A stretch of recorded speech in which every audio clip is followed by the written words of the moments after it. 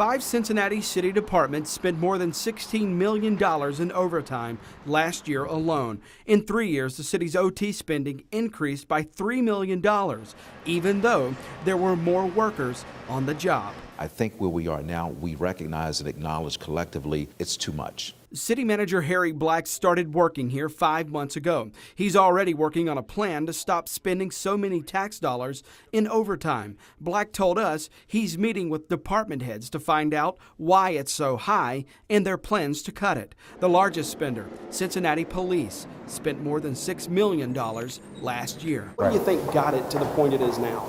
Staffing. Inside CPD, 74% of the force earned some overtime hours in 2014.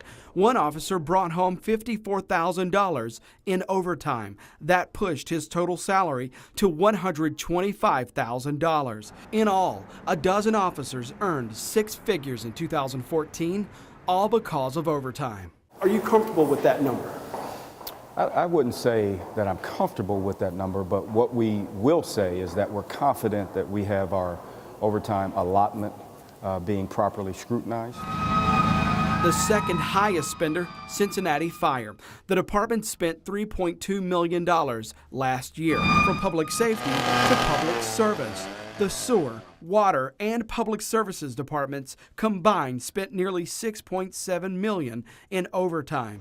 At MSD, 2014 was rough. Workers battled 1,700 water main breaks. With overtime, many workers nearly doubled their pay.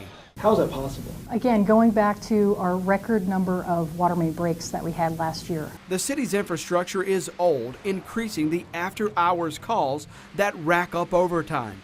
One water employee earned $94,000 last year, $50,000 in overtime. That employee was supposed to only earn $44,000. The employee is a pipe tapper, a skill only a few workers have, which creates trouble when trouble strikes, like the trouble that struck this week. We actually staff for kind of a normal dry weather operation, and then when we do have those wet weather events, that's when we have to rely on overtime. That's actually a lower cost solution than staffing for those peak staffing needs. For Harry Black, it's the hidden threats within this type of spending that he's guarding against. Is the propensity for fraud, waste, and abuse there when looking at overtime?